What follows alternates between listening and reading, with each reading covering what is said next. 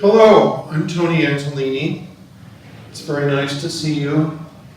We, of course, can't really see each other, but I'm pretending you're all here as you have been in past summers.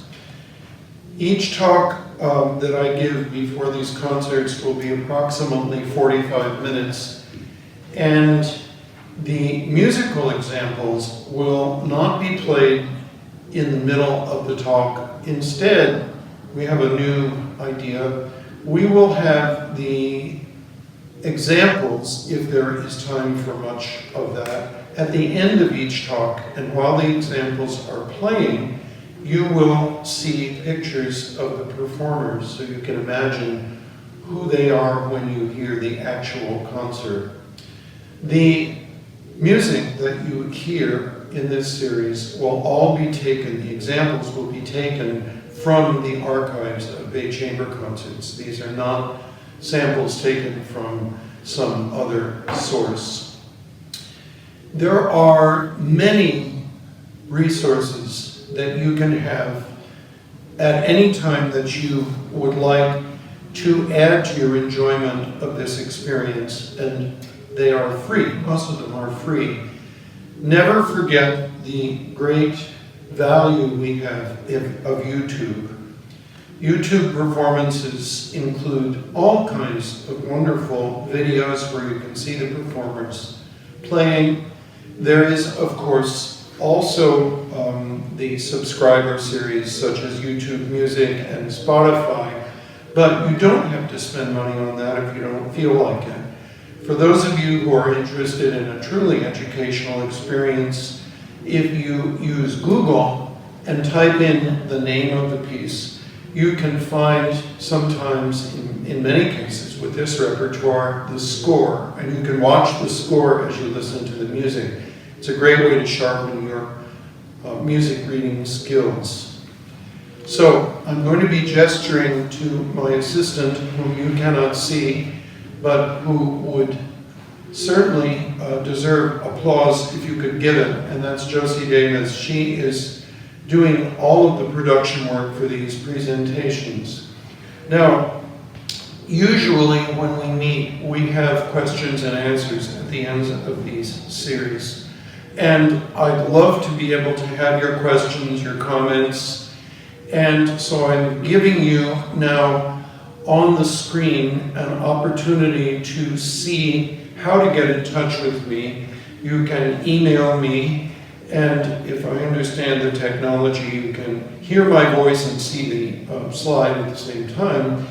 I'm also on Facebook Messenger, and even though we can't have live questions and discussion, please feel free to get in touch with me. I'd love to hear from you and hear any suggestions you may have.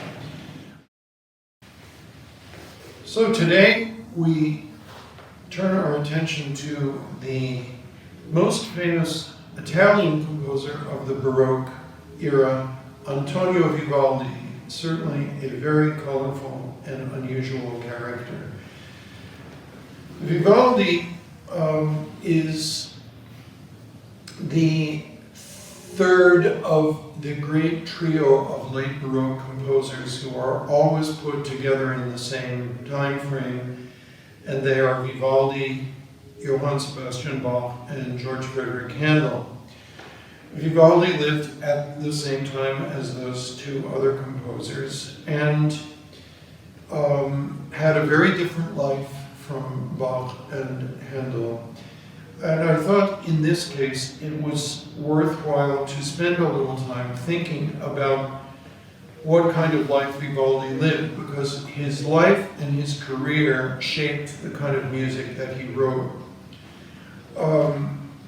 He was not only a great composer, but also an extremely talented violinist, and was capable of playing the greatest works of his time. But he did not spend a great deal of time as a performer. He was a teacher, and a very rare aspect of being a famous composer, he was also a Catholic priest. He lived in Venice, Italy, and his works represent probably the highest achievement of Italian Baroque music, and there were some superstars in that country at that time, but no one came close to Vivaldi in terms of innovation and brilliance and joyfulness of sound.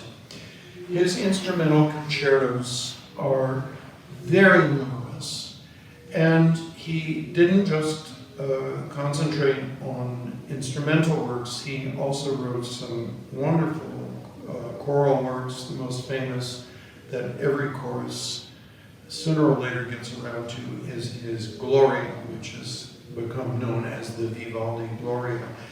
Less known are the fact that he wrote 40 operas. Now this is a period where opera is very, very important, very popular. And he wrote some Italian operas which became quite popular at his time, but now we seldom ever hear a Vivaldi opera. Now, Vivaldi's life was devoted most of the time to something that you would never see any other composer doing. He was head of an orphanage, and as a priest, one would expect that he would be up at the altar celebrating Mass, but Vivaldi almost never played the role of a clergyman in the sense that we usually think of clergy. He was an administrator, and he ran this famous orphanage called the Ospedale della Pietà. It was an orphanage for boys and girls, and it's interesting that there was an element of sexism in the operation of this orphanage, in that the girls were given a musical education, but the boys weren't. The boys in the orphanage were taught trades, so the boys were sent off to learn to be carpenters and stoneworkers and gardeners and things like that, and the girls were trained in music. Now, this was basically, even though an orphanage, it was basically a conservatory on a grand scale. And Vivaldi spent a great deal of his career there, from 1703 to 715, and then there's a lapse, and you'll find out why in a little while. Then he returned there and continued in his role. What's pathetic about this story is that Vivaldi was not as honored as his two contemporaries, Bach and Handel, and he actually died in poverty. His death certificate describes him only as a secular priest, and what that means is a priest who had some other kind of job. Now, Vivaldi's health was never great. He suffered from asthma, and medical historians suspect that he had other breathing problems, which were a reason why he was unable to be a priest up at the altar celebrating Mass, but instead was a music teacher.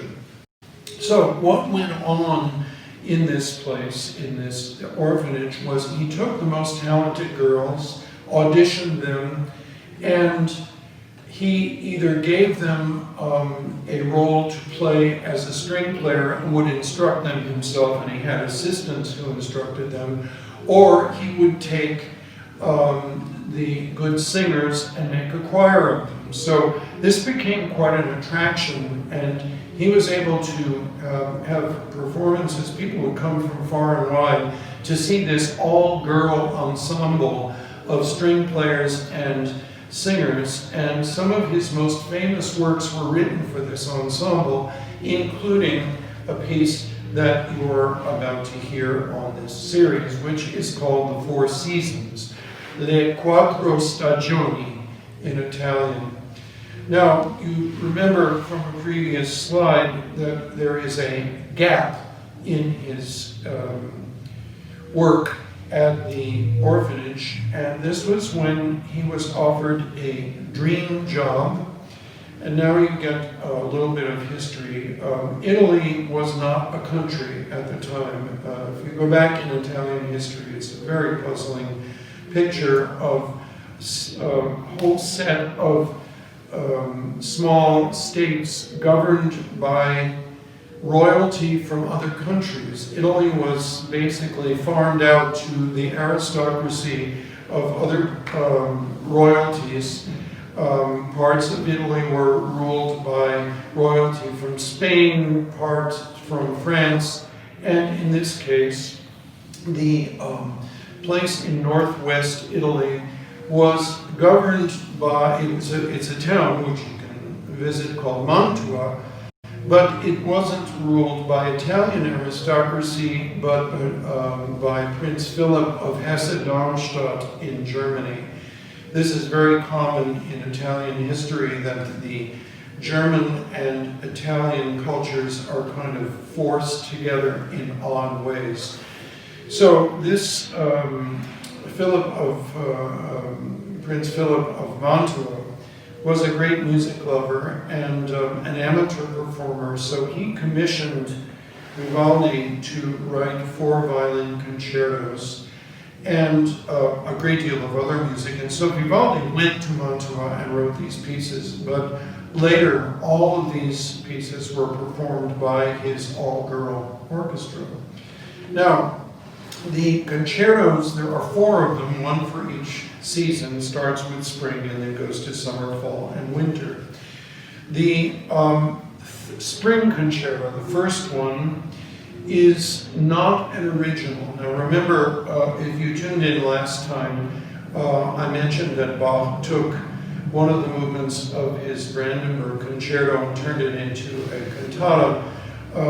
There were no copyright laws, and in those days composers could easily take not only their own works but other people's works and turn them into something different. And Spring actually is not an original composition. It is borrowed from a pre-existing opera called Il Giustino, which Vivaldi had already written.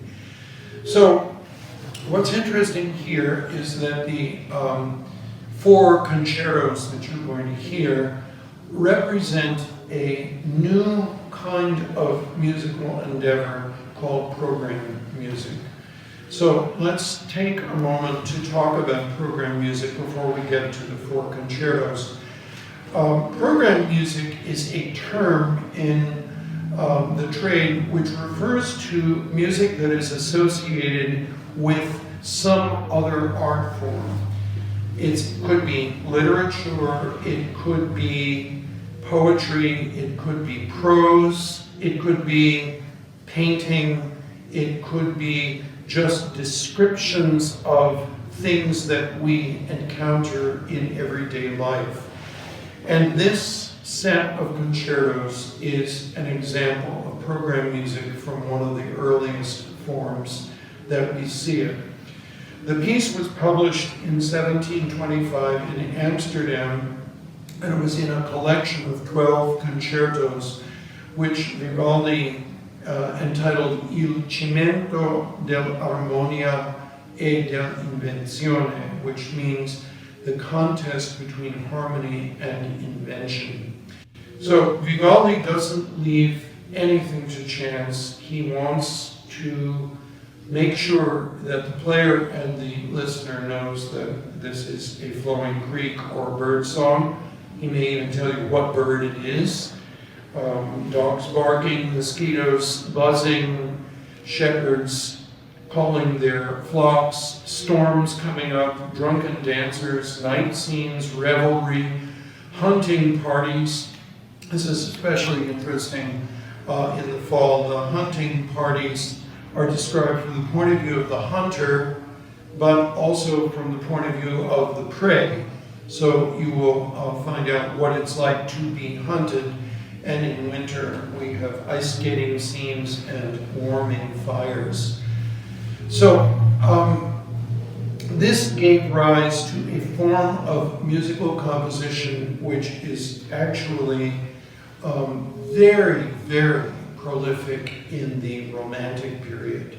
And I'll show you some examples here.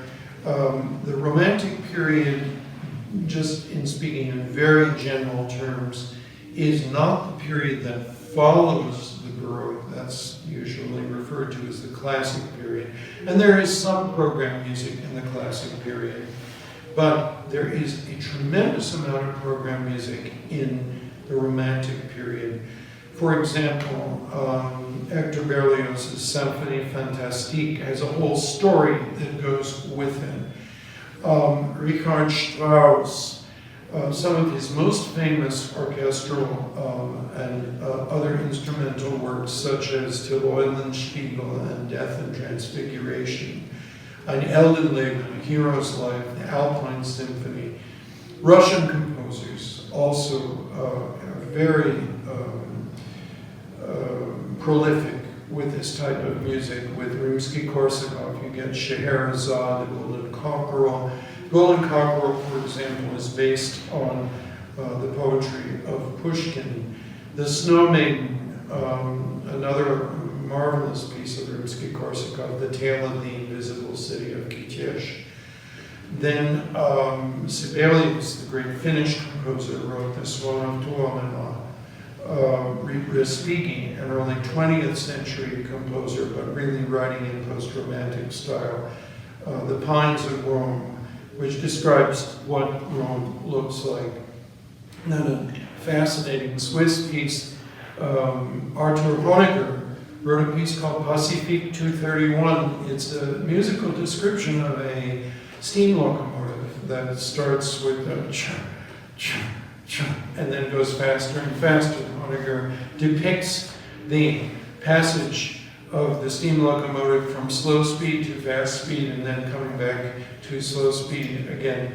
Then one of the great program pieces, which exists originally as a piano piece and then was orchestrated by Ravel, and that is Mussorgsky's Pictures at an Exhibition. In that case, what Mussorgsky is doing is describing visiting a art gallery, and if you ever are interested in this particular piece, it's fascinating to look at the pictures that Mussorgsky is describing, because they were actually miniatures, and he goes from picture to picture, and the music describes not only what the picture is, but Mussorgsky walking from picture to picture. So program music then is music that is intended to describe something in musical terms that is not simply music to imagine whatever you imagine. And it's very important to remember that program music is not ballet music. It's often confused. If you take, for example, the ballet music of someone like Tchaikovsky, this is not program music because it's actually a different form. It's music written for people to dance to, and a choreography exists that goes with how the dancing goes. Probably the most famous example being the Nutcracker. This is not program music because it's intended as a show.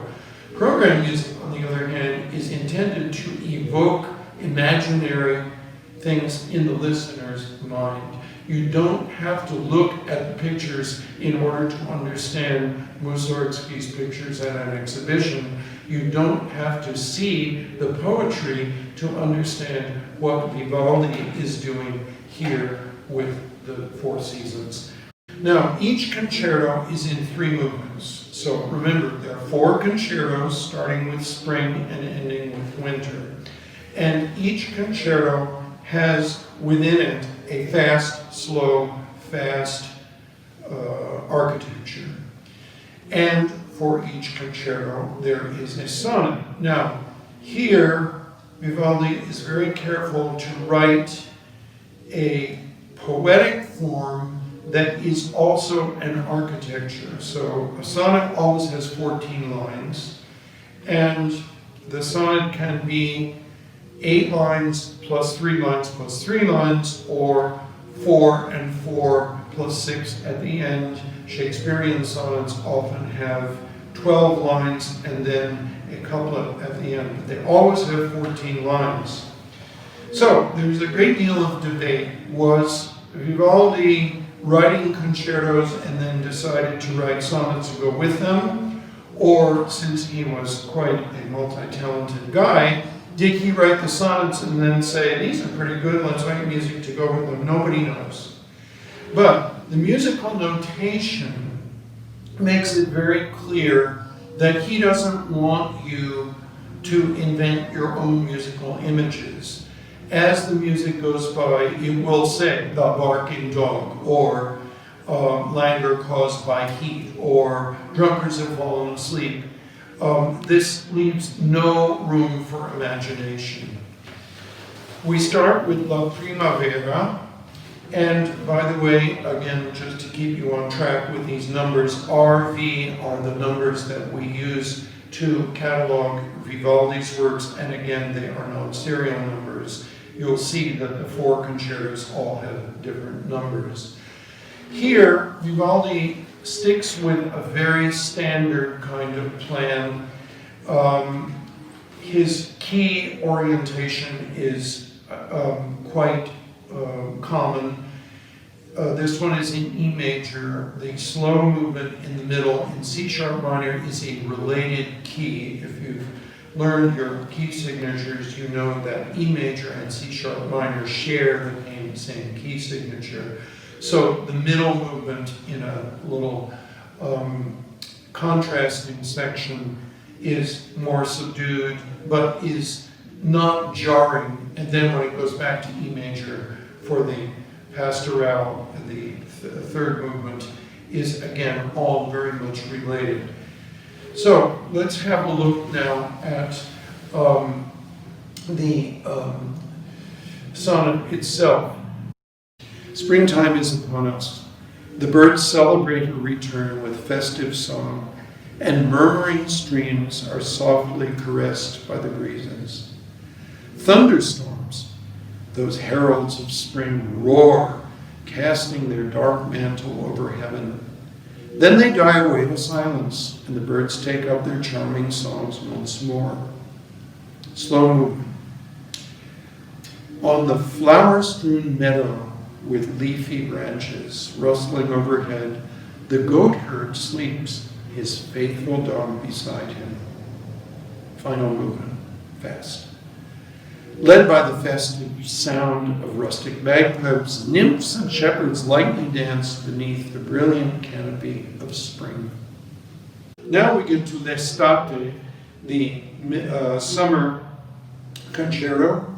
And this one again follows exactly the same type of form, fast, slow, fast.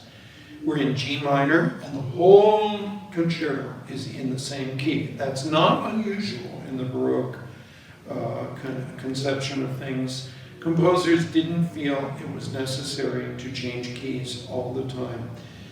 Let's have a look at the summer poem. Under a hard season, fired up by the sun, languishes man, languishes the flock, and burns the pine. We hear the cuckoo's voice, and the cuckoo's voice, dum-dum, dum-dum. You'll be able to pick that out immediately. Then sweet songs of the turtle dove and the finch are heard. Soft breezes stir the air, but threatening the north wind sweeps them subtly aside. The shepherd trembles, fearing violent storms and his fate. And it's very easy to tell exactly where this storm comes up. And of course, it's like summer here in Maine. We can have a beautiful day and all of a sudden those black clouds appear, and it's very threatening. Middle movement. And it's adagio and soft, and then goes fast and loud for the middle contrasting movement. The fear of lightning and fierce thunder robs his tired limbs of rest, and gnats and flies buzz furiously around. Then we get to the third movement, presto. Presto is as fast as you can play it.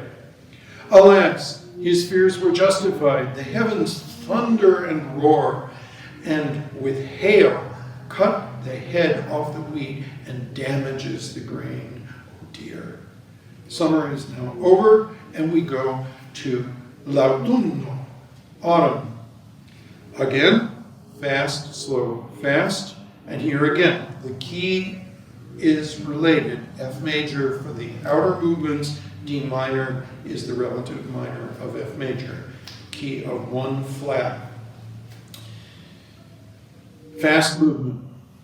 The peasant celebrates with songs and dances the pleasure of a bountiful harvest, and fired up by Bacchus's liquor, many end their revelries in sleep. Now we get to the soft movement. Everyone is made to forget their cares and to sing and dance by the air which is tempered with pleasure, and by the season that invites so many, many out of their sweetest slumber to fine enjoyment. Now we get to the fall hunting season, the fast movement. The hunters emerge at the new dawn, and with horns and dogs and guns depart upon their hunting. The beast flees and they follow its trail. Terrified and tired of the great noise of guns and dogs, the beast wounded threatens languidly to flee, but harried dies. Winter. Now, here the key relationship is a little more wonky, but not terribly. F minor and E flat major. You'd expect the fast movements to be major and the slow movement to be minor, but Vivaldi plays a kind of trick on us. Since it's winter, we might think, well, winter is kind of minor, a little bit cold and off-putting, and that's what he depicts. 3 movements again, fast, slow, fast, but minor, major, minor. To tremble from cold in the icy snow, in the harsh breath of a horrid wind, to run, stamping one's feet every moment, our teeth chattering in the extreme cold. Middle movement. Before the fire, to pass peaceful, contented days while the rain outside pours down. Now, here's another programmatic trick that Vivaldi uses. The largo is about the warming fire. The warming fire is better depicted in the major rather than the minor. Now we go back to the third movement, allegro, and it's minor because we are treading the icy path slowly and cautiously for fear of tripping and falling, then turn abruptly, slip, crash on the ground, and rising, hasten on across the ice lest it cracks up.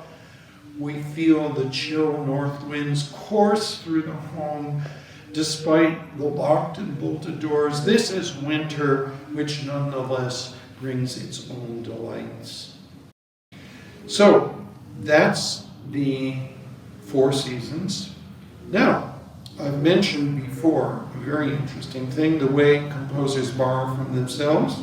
Composers also borrow from each other. Bach thought Vivaldi had some great music, and he didn't hesitate to steal it.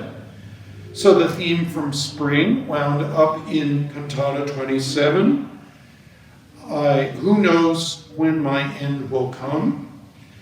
We have 20th and 21st century adaptations of this music. The Swingle Singers did it all in beep, boop, bop, boop, boop, scat singing.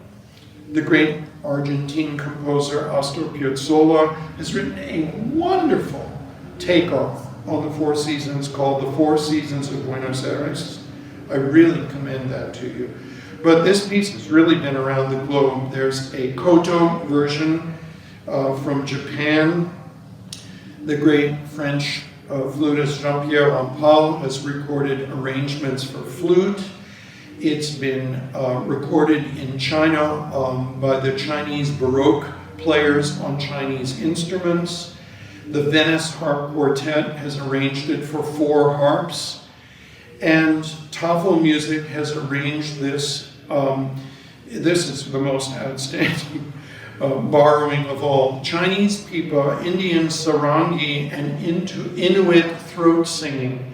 So if you aren't interested in chamber music from Bay Chamber, just go and look at all of the other examples that there are out there. So now you will see a quick slideshow of the people who are going to play this delightful music, and I hope you'll tune in again next week. Thank you.